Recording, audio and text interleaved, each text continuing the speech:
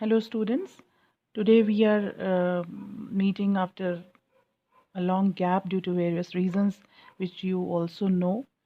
So we were last time uh, discussing your third unit, which was about uh, perception, and the other um, um, topic in that very unit is learning. So we had finished with perception, and I had given you some assignments, also questions also for perception. तो जो अगला आपका topic है that is learning. Okay, learning या जिसको सीखना या अधिगम भी हिंदी में कहा जाता है. तो लर्निंग जो वर्ड है वो बहुत कॉमन है, आप सभी लोग इसका प्रयोग करते हैं. और सीखना या लर्निंग जो वर्ड है वो हमारे डे टू डे लाइफ में वो बहुत आता ही रहता है. लेकिन होता क्या है, लर्निंग या सीखना किसको कहते हैं? लर्निंग या सीखना जो होता है ये हम तब कहते हैं जब कोई व्यवहार जो है हमारा वो परिवर्तित होता है. So learning is there when there is some change in a behaviour. एंड वो जो चेंज होता है वो क्यों होता है? That is as a result of experience और ट्रेनिंग. तो whenever there is some change in behavior of a person as a result of some experience or training or practice, then we said learning has taken place. And through learning we acquire many things in life. हम अपने जीवन में learning के through बहुत सारी चीज़ें जो हैं वो अपनाते हैं, या बहुत सारी चीज़ें हम एक्वायर करते हैं, ग्रहण करते हैं. और as a human being learning is very very important. हालांकि किसी भी जीव जंतु के लिए लर्निंग इम्पॉर्टेंट है. Animals also learn their behaviour कि किस चीज़ से उनको खतरा है, किस चीज़ से उनको भोजन मिलेगा, कहाँ उन्हें भोजन मिलेगा. तो ये सारी चीज़ें जो है लर्निंग के थ्रू ही लिविंग ऑर्गेनिज्म सीखता है, और सभी के लिए बहुत इम्पॉर्टेंट है सर्वाइवल के लिए लर्निंग का होना. और वी एज ह्यूमन बींग्स जो हैं हमारे लिए तो और भी इम्पॉर्टेंट बन जाता है, क्योंकि एनिमल्स का तो सिर्फ जो जीवन का उद्देश्य होता है वो सिर्फ होता है सर्वाइवल या अपनी रेस को आगे बढ़ाना. लेकिन एनिमल्स के विपरीत जो ह्यूमन बींग्स हैं उनका सर्वाइवल तो होता ही है और अपनी परपेचुएशन ऑफ रेस भी होता है, लेकिन उसके साथ साथ बहुत सारी चीज़ें जो हैं उसको जीवन जीने के लिए ग्रहण करनी पड़ती, एक्वायर करनी पड़ती हैं, सीखनी पड़ती हैं. तो सीखने की प्रक्रिया जो है वो इसीलिए ह्यूमन बींग्स के लिए तो बहुत ही इम्पॉर्टेंट हो जाती है. हम अपनी आदतें, हम अपने रीति रिवाज, हम अपने कल्चर या अपने खाने पीने संबंधी जो जो भी हमारी पसंद नापसंद है, या फिर अगर हम टिपिकल जो हम जिस चीज़ के लिए लर्निंग शब्द का इस्तेमाल करते हैं, पढ़ाई लिखाई, कुछ ना कुछ कला, कोई कौशल या स्किल, ये सारी चीज़ें, गाड़ी चलाना सीखना, कुकिंग करना, टाइपिंग सीखना, कंप्यूटर चलाना, ये सब चीज़ें जो हैं हम अपने जीवन में सीखते हैं. तो सीखना जो है हमारे लिए और भी ज़्यादा महत्वपूर्ण हो जाता है. तो अब लेकिन जैसे मैंने पहले कहा कि सीखना होता क्या है, किसे हम कह सकते हैं सीखना? तो जब हमारे व्यवहार में कोई परिवर्तन आता है एज अ रिज़ल्ट ऑफ, परिवर्तन किस वजह से आता है? As a result of some experience. या तो हमें कोई ऐसा अनुभव हुआ उसकी वजह से हमारे व्यवहार में परिवर्तन आया, या फिर हमने किसी चीज़ का प्रशिक्षण प्राप्त किया, किसी चीज़ का अभ्यास किया, उसकी वजह से हमारे व्यवहार में परिवर्तन आया. या हमने हमारा जो वो एक नया व्यवहार भी हो सकता है जो हम पहले हमें नहीं आता था, कुछ हम नया करना शुरू कर दें as a result of experience और प्रैक्टिस और ट्रेनिंग. या फिर जो हम व्यवहार कर रहे हैं ऑलरेडी किसी क्षेत्र में, उसमें हम चेंजेस लाएं, क्योंकि उन चेंजेस के होने से हमारे जो लाइफ है वो ज़्यादा बेटर हो सकती है, या हमारी एडजस्टमेंट जो है, हमारा समायोजन जो है अपने आसपास से, अपने परिवेश से, अपने एनवायरनमेंट से इम्प्रूव हो सकता है। तो क्योंकि हमारा किसी भी व्यवहार का जो मुख्य उद्देश्य होता है वो अपने आसपास के पर्यावरण से सही समायोजन करना होता ही है। तो इस तरह से लर्निंग जो है हमारे लिए समायोजन में भी बहुत ज़्यादा, या एडजस्टमेंट में भी बहुत हेल्प करता है। We learn certain things so that we can adjust in a particular environment in a better manner.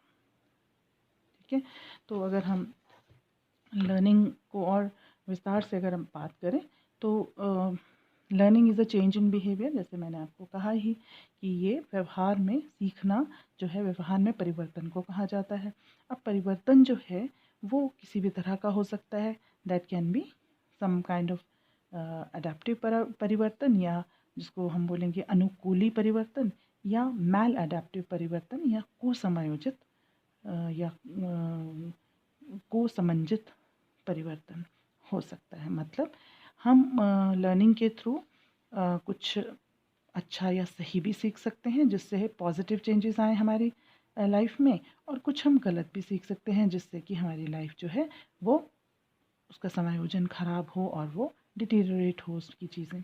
तो पॉजिटिव चेंजेस जो हैं वो किस तरह के होते हैं, जैसे कुछ आपने कोई स्किल सीखी, कोई कला सीखी, कोई कौशल सीखा, गाड़ी चलाना सीखा, खाना बनाना सीखा, या किसी चीज़ को रिपेयर करना सीखा, सिंगिंग सीखा, पेंटिंग सीखा, ये सब चीज़ों के पॉजिटिव चीज़ों के, या जो अडेप्टिव चेंजेस हैं, अनुकूलित परिवर्तन जो हैं, उनके एग्जाम्पल हैं।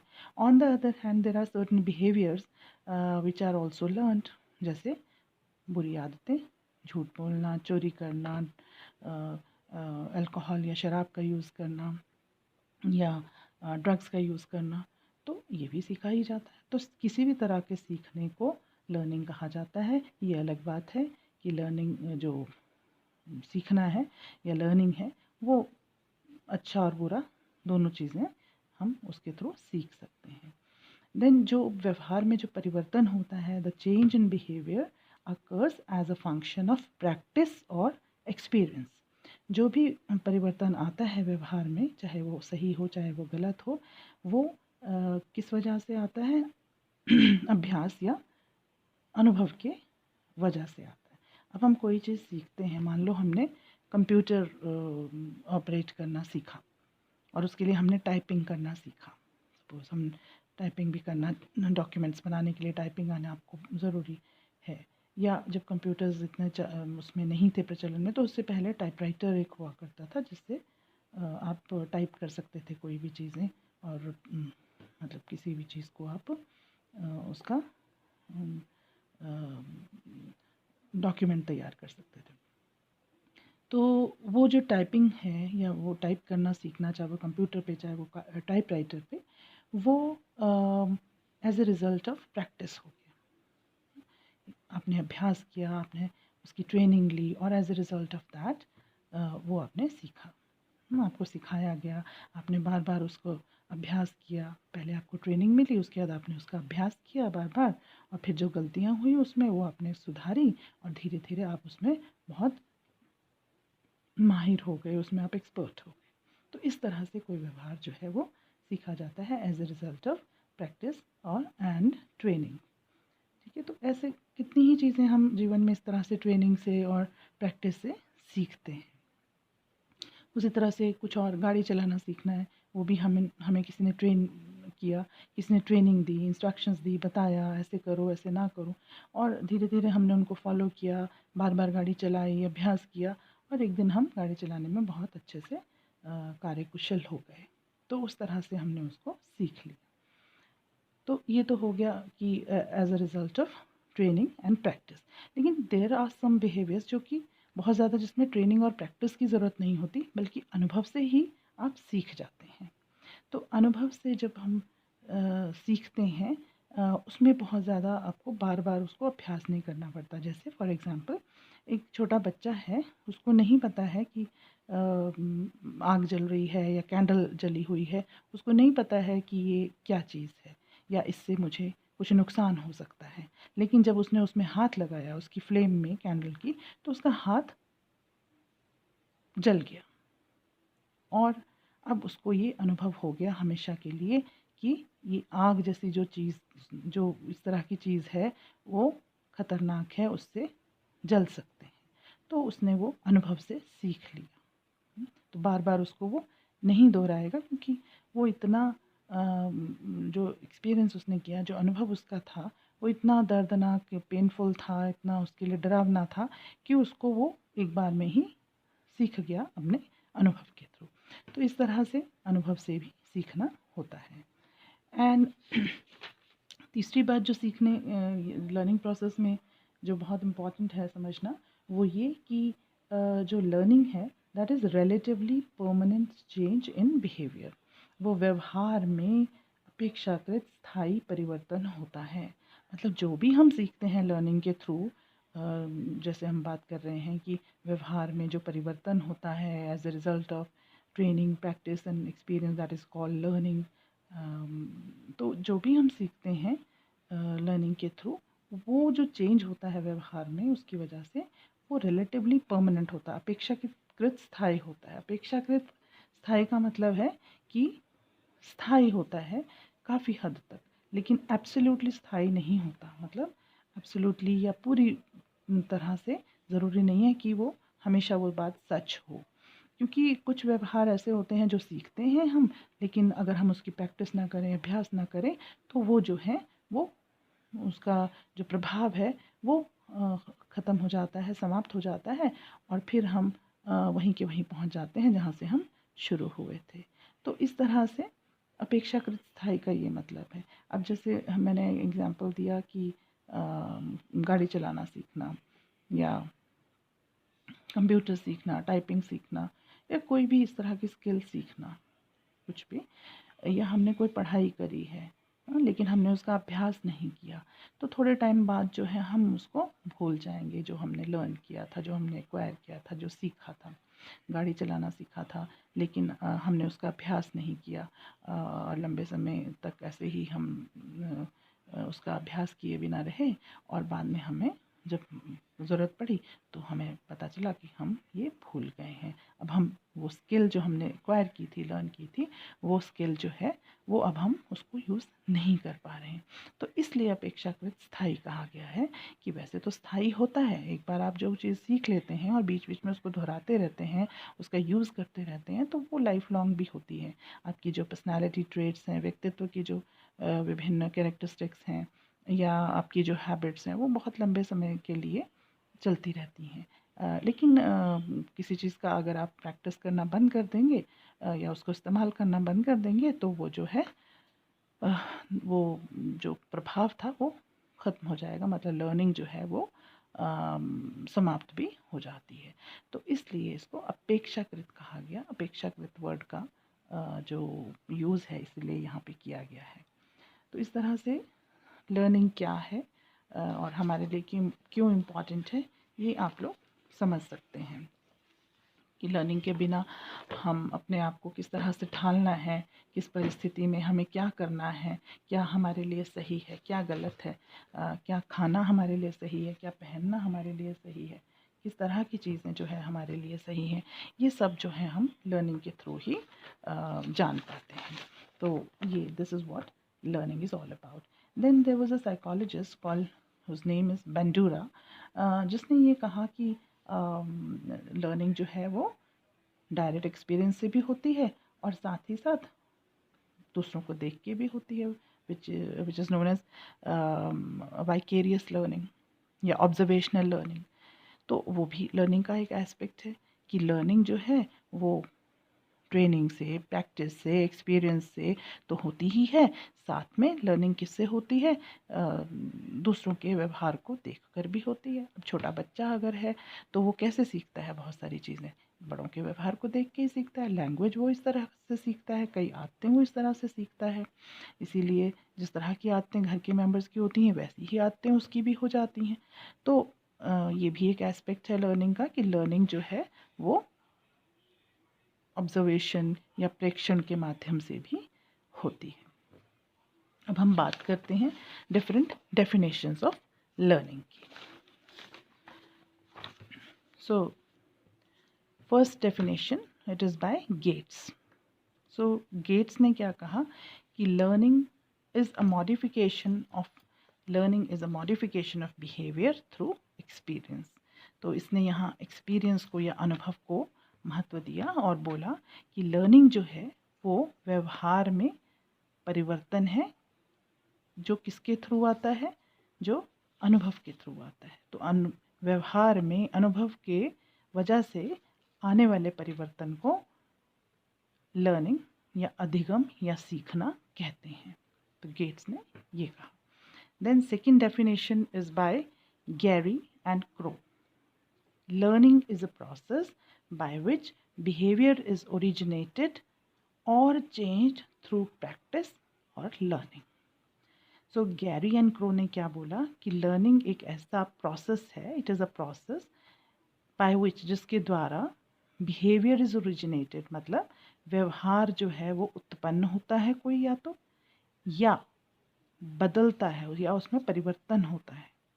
अब हमने जो डेफिनेशंस अभी तक हम बात कर रहे थे, ज़्यादा उसकी हम चेंज पे हम एम्फेसाइज कर रहे थे, बट यहाँ इन्होंने इस डेफिनेशन में ओरिजिनेटेड वर्ड भी डाला है। मतलब या तो व्यवहार कोई उत्पन्न होता है जो आपने पहले नहीं आता था बिल्कुल भी, वो कोई उत्पन्न होता है, या जो कोई ऑलरेडी बिहेवियर चल रहा है या सीखा हुआ है पहले, उसमें परिवर्तन आता है क्योंकि वो बिहेवियर उसको लग रहा है कि उसके फ़ायदे का नहीं है। चेंज थ्रू प्रैक्टिस और लर्निंग, लेकिन होता कैसे है ये सब? उत्पन्न भी व्यवहार जो है कोई, वो प्रैक्टिस की वजह से होता है, और चेंज भी कोई प्रैक्टिस और या लर्निंग की वजह से होता है। सो दोनों ही तरह की किसी व्यवहार का उत्पन्न होना या चेंज होना थ्रू प्रैक्टिस और learning, training, it should be training instead of learning, ये training आप इसको मानेंगे। So this was the definition by Gary and Crow. Here we'll write training.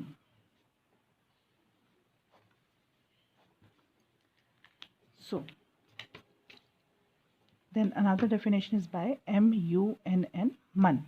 Learning is a comparatively permanent progressive modification of behaviour.